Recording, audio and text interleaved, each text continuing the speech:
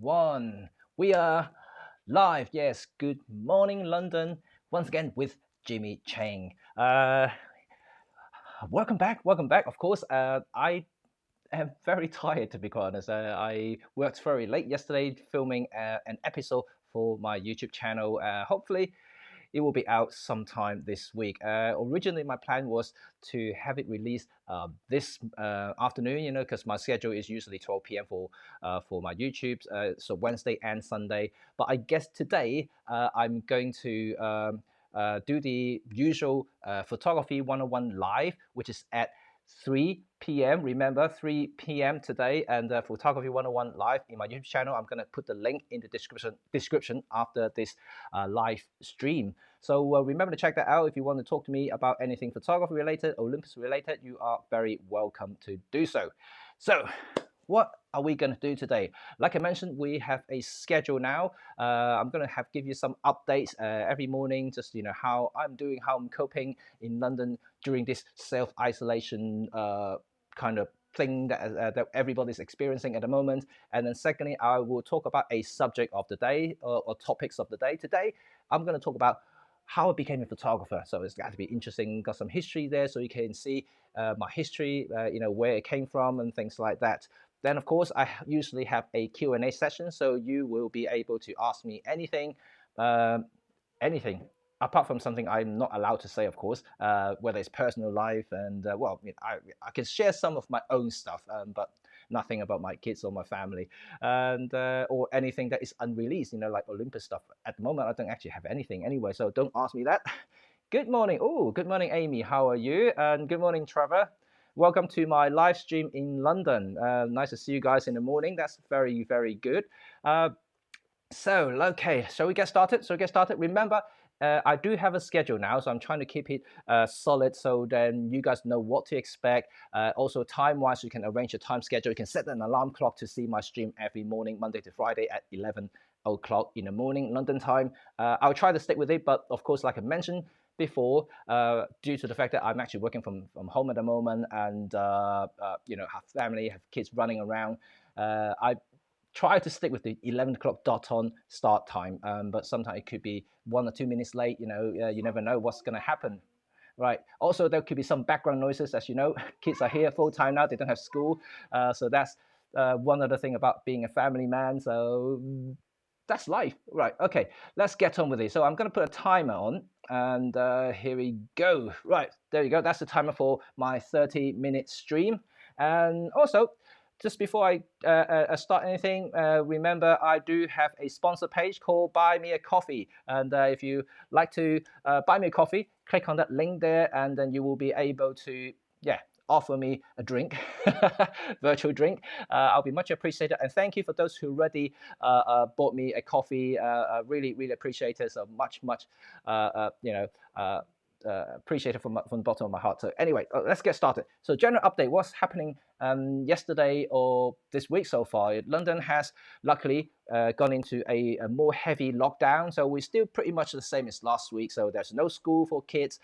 So they basically stay home full time now. We don't have childcare. So because all the nurseries are closed basically, apart from key workers.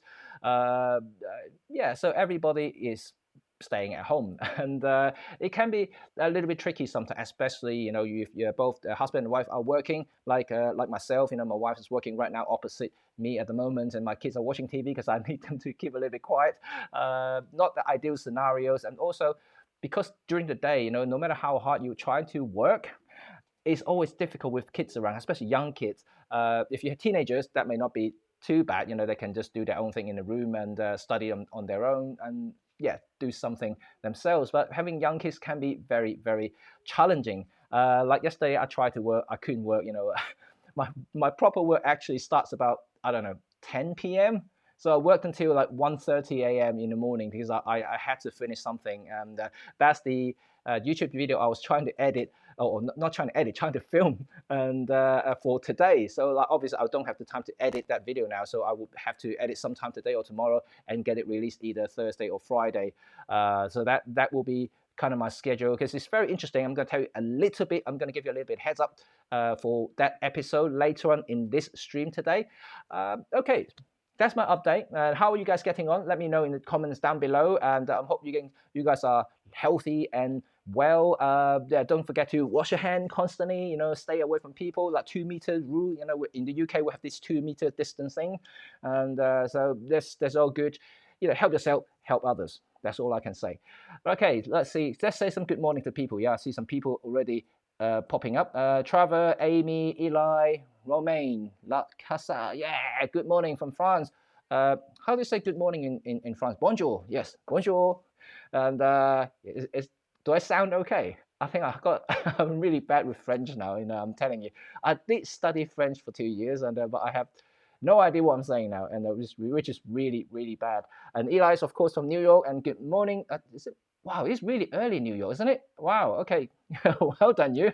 Thank you for joining me.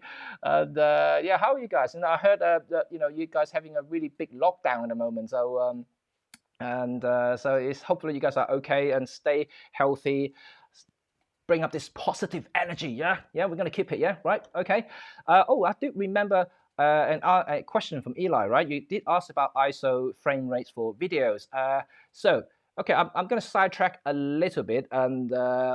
Oh, I have no idea how to pronounce that, Eli. In Spanish. Okay. Right.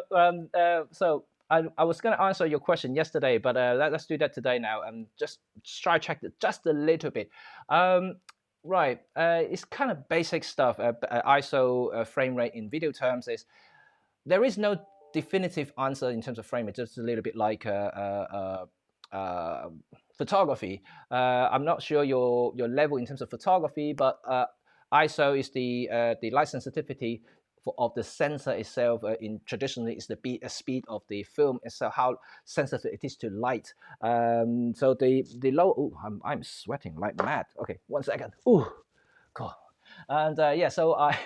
Uh, uh, so the lower the ISO number, the less sensitive it is to light. So if you want to shoot in lower light situation, you have to push the ISO up to increase the sensitivity of the sensor. Or the negative, you want to use a negative that is suitable for nighttime shooting. And nighttime shooting, you have to use a higher ISO or higher speed film. So it's the same thing in digital. You just have to use a higher number. But the downside is, of course, when you push the ISO, you are going to have a much coarser grain and also more noise in digital terms. So you lose a little bit of sharpness, lose a little bit of dynamic range. You do lose quite a bit. In filming, it's the same thing. There's no different to photography. But in terms of frame rate, yeah, I think that's the main question you're trying to ask about the frame rate. You can use any frame rate you like. There's for beginner, you don't have to worry too much. If you are just getting into videos, you just have to make sure you get the composition right, you get the lighting setup right, and then you kind of worry about the framing so the frame rate a little bit later. For me, if you're for any more advanced users, I would choose something that is more traditional in terms of larger productions and things like that. So 24 frames per second is more like most of the Hollywood movies are framed at, or generally in YouTube or other general productions, they use 25 or 50 frames per second, depending on what sort of thing you use. And in order to do that, we always use a doubling rule. So like if you want to shoot at 24 frames per second, you use the shutter speed in the camera as 48th of a second, so kind of doubling the number. So if you want to shoot at 25 per second, 25 frames per second, you want to use the 50th of second in frame rate terms, so forth. So you know what I mean now. Then you kind of get that now. You know why a lot of videographers use ND filters for their cameras, because they need to bring the frame rate down to that level. The reason you want to use that level is to get the correct motion blur. So you can see that I'm now moving my hand. At the moment, it's got a nice motion blur there. It's not skipping. If you're using a faster frame rate, you'll see that like it's jumping frame. This is not very nice, especially when you do fast movement, which is not very, very good at all. Hence, you using the doubling rules, and that is kind of like a general rule of thumbs. There's no correct answers out there. I mean, when you come to edit, you can use 24 frames per second or even 23.98 frames per second. It's kind of like the frame rate that a lot of professional users, there's progress in that actually the pro people are using. So there you go. I'm hoping that I answered that frame rate question. So if you don't understand, let me know. Good morning, Kanisi-san, and 早晨，早晨，早晨，早晨。各位你好，早晨，我係 Jimmy。Good morning, John. Where are you from? From oh, nice, from Yakima, Washington. Oh, okay, right. Very early in the morning, 3:09 a.m. Wow, 3 a.m. You guys are not sleeping. You guys must be binging like all the like TVs on Netflix and Disney Plus and everything now, isn't it? Everyone's at home. Right. Thank you for tuning in, and I'm happy to see you guys. So let's get on to my first topic of the day. So how I became a photographer. Right. Have you guys been to my website? If you're not, I am going to give you my link, and let me just see if I can give you a link here. So this is my photography website link and my wedding photography link, and so you can actually see this now. This is my link, and I do write a bio in that in my website, so you can actually read up on it. But what it is I used to be before I became a photographer, I was an engineer. I studied engineering, so I got a degree in engineering. Then I became an engineering consultant for 7 years. So I was never really a photographer, but I was playing with cameras already because my mum gave me a 35 millimeters point and shoot film camera. I used that to travel and snap something. It was nothing artistic, nothing well, nothing kind of like a showcase photos or anything like. It's more like a memory thing. But I was using cameras, and I got a little bit into composition a little bit, but it's nothing fancy. You know, there's only limited thing you can do with a point and shoot, especially a crappy consumer level point and shoot at least. But I think my photography interest really started to kick in, and when I was in uni. So I got a bunch of classmates, you know, they were into photography, so they all had SLRs, which is single reflex cameras, the bigger boys, film cameras. So we went on to a road trip for about a week. They all had this big giant camera, and I still had that little point and shoot.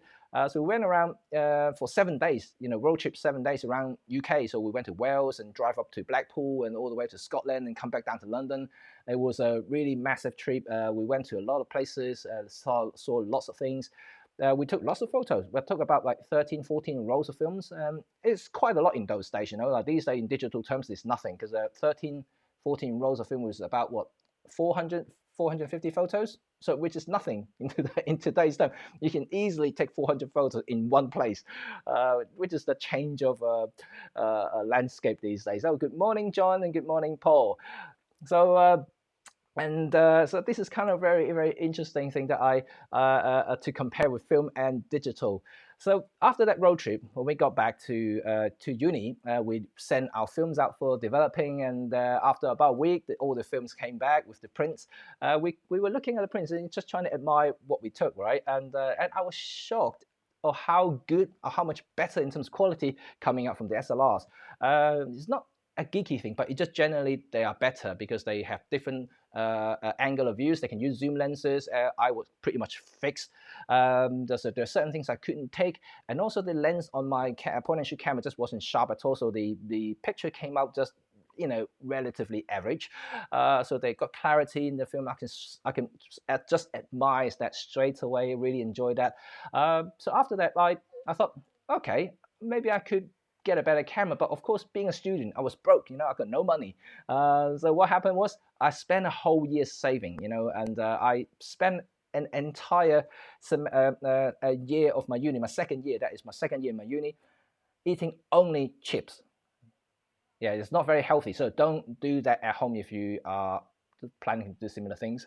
So I spent a whole year eating only chips for lunch. So that's not very healthy. I lost a lot of weight, but I managed to basically save enough money to buy my first SLR. It was a Canon 50E. I don't know if you guys know that camera in the UK. I think in US they call it Elan. So it's a very different camera.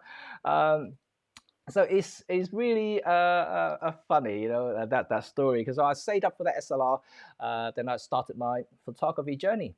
And because the SLR that I had was a Canon, so I kind of stuck with Canon for basically from that point onwards for a number of years. Even when I turned pro, initially I was using Canon DSLR, and so I switched to Olympus just only about professionally, I mean, about 3-4 years ago now.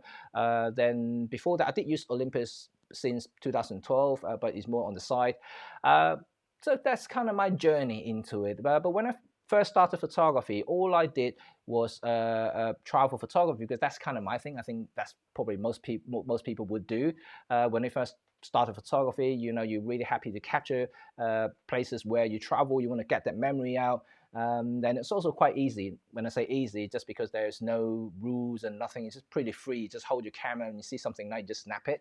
So there's not much thinking behind it. But that was a good practice, And even when I think the first 4 or 5 years, and I still using film, and it was expensive affair. Whenever you travel, you buy 13 rolls of films, and then you have to develop after that. So every time you go travel, just photography alone, the expense could be about £150, that just on films alone, and developing. So that's expensive. Not like now, you just got a memory card, you can just go and shoot your as much as you want without having to worry about costs. So that's my journey to become a photographer. And after that, because I was doing travel, some of the stuff that I starting to post online, I think in the early 2000s, and that's when blogging starting to kind of boom. And I had a really good blog going, and I don't think you guys can see it. I don't think you guys can actually backtrack it now because the blog site that I used to post blogs are completely closed down now. But I had a bunch of followers back in the early 2000s. I have quite a big following reading my travel blogs, including the photos. So I got a bit of traffic going on. I got a bit of attention going on. And what happened? Even Business Insider saw it, and then from the US, the magazine. And so the Business Insider actually decided to contact me. They call me. They actually call because I left my phone number on the blog site, and then they call me and ask me whether I'm happy to be interviewed and publish some of my photos that I was doing in China. So I said, wow, okay, why not? Even though they didn't pay me anything, but I thought I wasn't a professional photographer then, so it was okay, just getting a little bit of exposures, just be a star for one day, right?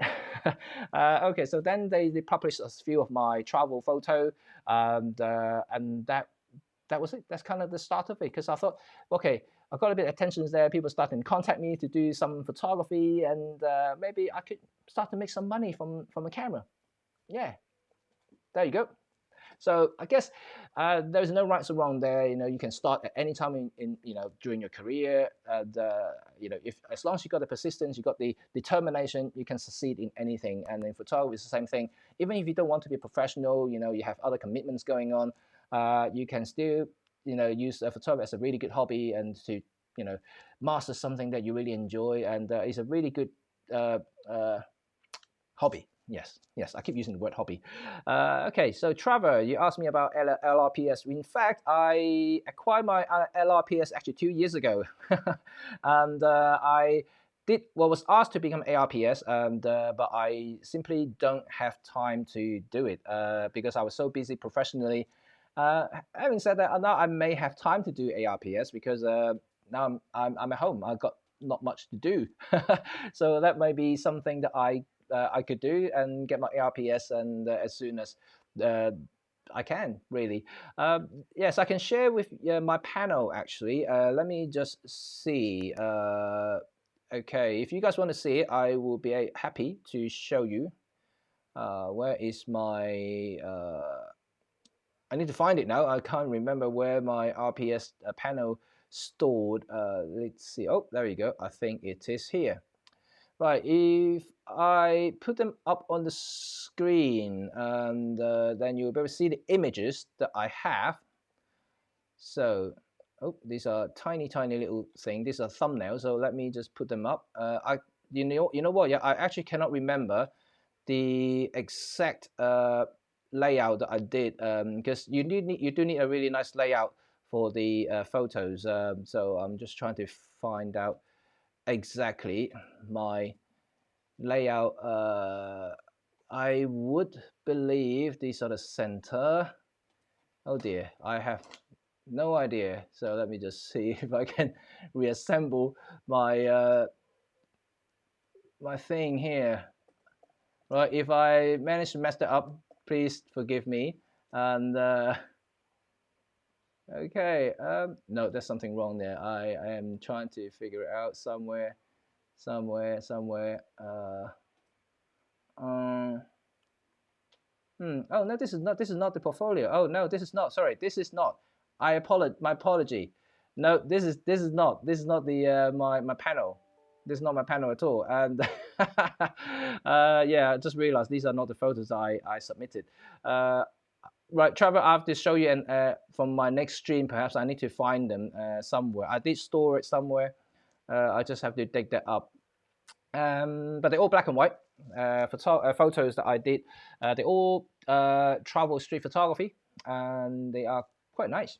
I like it. I like the selection and the orientations, and the whole panel design was quite consistent.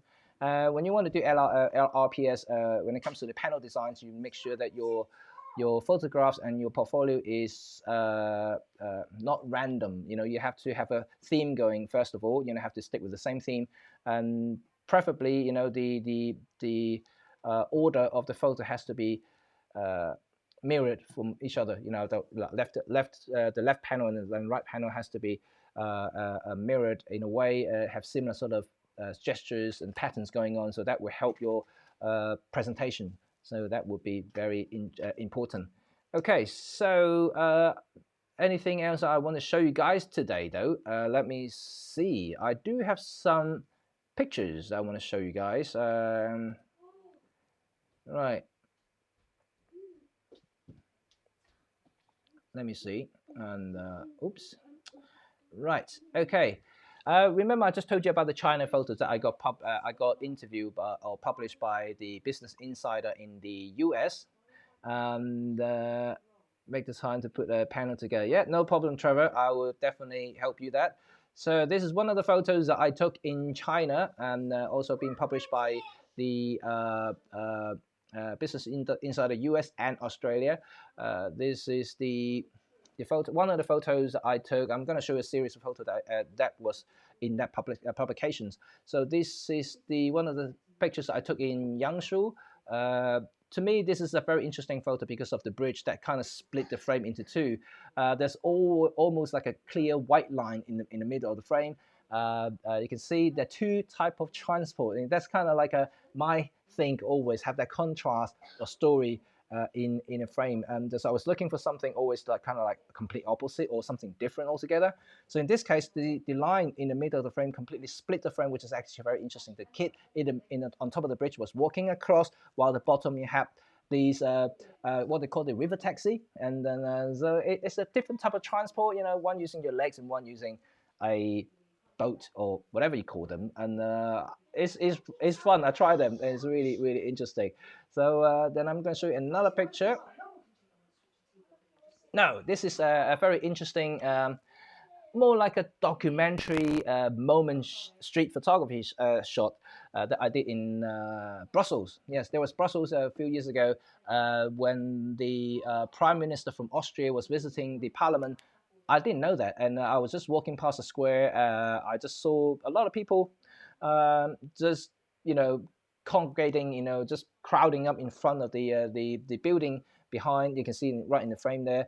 So I just got curious. I just standing there, and because I had a big camera at the time, and people thought I was one of the press, so they let me in. And so you can see the really funny story about this particular photo was you can see that lady, the female police reactions there. You know, she's obviously getting a little bit bored and just standing around for a lot, you know, quite a number of hours already. And you see the press in front of me doing all kinds of gestures, and I just thought it was a funny photo. So I just snapped something there, and this became one of those moments that I really kind of enjoy doing when I do street photography. And now another one that I want to show you, another kind of, let me see, just close these up. And right, where's this now? Oh, I closed something else. There we go. That's another shot I took in Brussels. This is something more like a travel moment thing. It's not so much street, but I like this. I like the lines. I like the leading lines and the textures and this. So like anything, there's always a talk about depth of field in photography, and this is the prime example. You know, like you don't always need to use shallow depth of field. I mean, I like texture, so in this case, I stopped down to f8, so I get everything in focus and showing all the magnificent, like, you know, craftsmanship of the column, the stonework, and everything. So just give you the sense of space in this sort of photo. So that's something that you have to bear that in mind. Okay. Then I would show you another photo. There we go. I think you saw this photo yesterday. I told you about animal cruelty. And that's also from China, from the same trip, and that's also got published. Is really something I think is iconic. You know, it's a typical developing China, and they're still around in some parts of China, but they're getting less and less and getting rarer and rarer now. Yeah, but they do exist still, which hopefully it won't be too long until this completely disappear. But it's a moment, it's a more iconic shot that I like to capture as a memory. And then I got this is right. This is one shot I took in Manhua. Wasan is the place. I had to climb up. I didn't use any cable. Well, didn't use any cable cars. We just climb. Actually, no. We did the first leg. We did use the cable car, which kind of cheated a little bit. But we did walk through all 5 peaks in there, and it was quite treacherous. It was really hard, hard on the body. Back then, I was really fit. I was really fit, and that trip I was still using Canon cameras, but it was after that I just starting to realize how heavy my gear was, and this was one of the reasons I was starting to look for something lighter. So like, I bet if I was using my Olympus gears back then, it would save my life. I can tell you like the exact stuff that I carry for that particular climb or ascent to that mountain. I had my Canon 5D Mark II. I have the 24-70 2.8, 72 200 2.8. I also have the 85 1.2. Oh, I also had the 16-35 2.8. So I had the Trinity there, the 2.8 Trinity, and a flash, tripod, batteries, and water and everything. So my backpack was about, if I remember correctly, it's about 15 kilo. 15 or 16 kilos. It was heavy. It was really heavy, and I was climbing the mountain with that thing. It was really a struggle, and I know for a fact that if I used Micro Four Third, it would easily be half the weight. It would be like probably 6-7 kilos. I would be done with that. So it would be such a lifesaver. But the funny thing is, and I remember when I got up to that point here, at the top of the mountain, I wanted to do a selfie. It is hard, with if you want a good quality selfie, I don't want to use my iPhone. So I would set up a tripod. That's the reason I used my tripod. So I brought the tripod all the way up to the top of the mountain for a selfie. Tell me about determination there. So that is pretty cool. So I set up the tripod. That was the one shot I used to take a selfie. I need to show you that selfie later, and I need to take that one up. It's really funny. So it's only one shot. All this effort. But then I took some really nice shots. So that for my portfolio, and then subsequently, obviously Business Insider decided to publish them because they think it was nice enough to do so. There's another shot of the same mountain, and so that's the last shot I want to show you guys. It's the same thing. I just really think is magnificent in the landscape in China. If you ever got a chance to go to Manhua, it's really beautiful there. It's just so beautiful there. It's quite a bit of climb, and but it's worth it. If you're into photography and if you're into hiking in general, this is the place to go. And yeah, I can't say much more than that. Okay, enough for photography now, and we got 4 minutes left. So Q&A time. So hopefully you guys have some questions for me, and if not, I'm going to continue babbling around and talking rubbish. So let me know what sort of thing you want to ask me, and I will be happy to answer. Okay. Anything into photography you want to ask me, anything in terms of filmmaking you want to ask me, and I will be here. So have we got anybody come from Hong Kong today at the moment? I don't see anybody from Hong Kong. See Amy from China. And are you in China or in Hong Kong, Amy? I'm not entirely sure. Kennedy-san, of course, you are not in Hong Kong at the moment. And right, okay, but we got from New York, from everyone's from the West or in Europe. No one from Far East, apart from Amy. Right, just catching up. Nice to see you again. Thank you, Barana. How are you guys? Great stuff. Yes, I got 3 minutes. Any question? If not, remember I do have another live stream, photography 101, in my YouTube channel later on today at 3 p.m. and just give you the link, not link, I mean my announcement. So 3 p.m. Photography 101, you will be seeing me on YouTube channel. Hopefully you can join me there as well. I'm gonna put the link to my YouTube channel if you're not already following our channel, and in the description after this live stream, so everything, all the links will be there. And also, like I mentioned, if you want to support me, and I have buy me a coffee link, which is right on the screen there. You can see that link there. I'm happy to accept a coffee if you really want to. No obligation, like I mentioned, it's completely, you know, entirely up to you. So hopefully you guys will be able to see me more in here, and I will be able to do more stuff here. I've still got some product I want to show you guys. I haven't been able to do so because of the lockdown at the moment. I won't be able to go out and film the reviews that I usually do for YouTube, so I may be able to do something here. And at the moment, I'm still trialing some new method to do things at home in terms of live stream. I want to do some live demonstration in terms of doing things, so hopefully I will be able to do it later. So where did the name Red 35 come from? Okay. Brianna, 10 p.m. Oh, good evening then. 10 p.m. Where are you, Brianna? And 10 p.m. That's quite late. Are you not in Australia, are you? Or New Zealand? And Trevor, Red 35. Okay.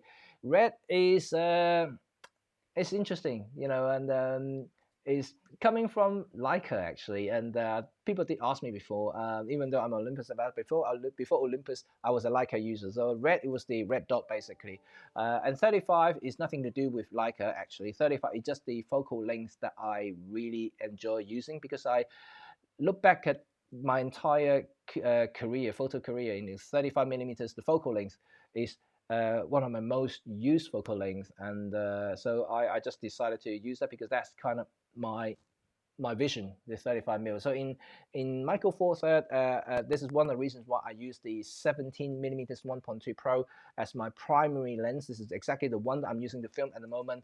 I love this focal length. I just love the perspective, the angle of view. It's just natural to me. So there's no right or wrong there. Oh, Bangkok. Oh, Bangkok. Wow, Bangkok is 10 o'clock already. Really? You sure? Is there we are 11:34 a.m. here in London. It's 10 p.m. Wow. Okay. I thought the difference is only like 7-8 hours. Wow. Okay. That's interesting. Oh well. I can't remember how to say Thai. I was gonna say something to you, but I couldn't remember. I need to learn multi-language now. I need to learn something to speak to you guys, to greet you at least. So welcome to London. Okay, wow. Okay, my time is up. Any other question you may want to ask me, and hopefully you can backtrack. If you just join me here, you can just go back to the beginning of this stream and rewatch it again. Basically today I only talked about how I became a photographer, and so you can really see that there had my journey. I told you about my history and just how I started basically, and then maybe tomorrow I'm going to talk about how I became an ambassador. If you guys want to listen to that, and please do this and let me know in the description, and that when to live. Oh, okay. Great stuff. Yeah, join me today, 3 p.m. if you have time. It will be very late for you guys.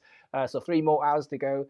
You'll be able to see me in YouTube Live again today in Photography 101, Burana. So that will be cool if you can join me. And if not, of course, you can always watch my live stream once again on YouTube channel. My 3 p.m. Oh, I see. My 3 p.m. is 10 p.m. Oh, now it makes sense. Okay, yes. Now it makes sense. Okay, cool. So 7 hours difference, the same as Hong Kong. That's okay, cool. Okay, awesome. So hope you guys well, and remember to stay safe, and hope to see you again tomorrow, and I will be able to talk to you more. If you want to have anything that more specific you want me to look at, please drop some messages to me, either DM me, direct message me, or leave the comments down below here, so I will be able to pick it up and form something up more for future live stream videos, either this week or next week or whenever. So so depending on you guys, I'm gonna basically based on your interest and to adjust to that. At the moment, like I mentioned so many times now, it's still evolving, this live stream thing. I'm trying to make it more interesting, more educational, more informative, so to help you become a slightly better photographers. I wouldn't call myself a great master here, but I'm trying to inspire you as much as possible. And of course, I'm an Olympus ambassador. So if you have anything more specific in terms of Olympus gears, also let me know as well, and I will try my best to answer to the best that I can. Okay, so there you go. I'm gonna end my stream here now, and I will speak to you guys tomorrow. Yes, so stay safe and be happy. Have a good day, and I will see you guys soon. Bye for now. See you later.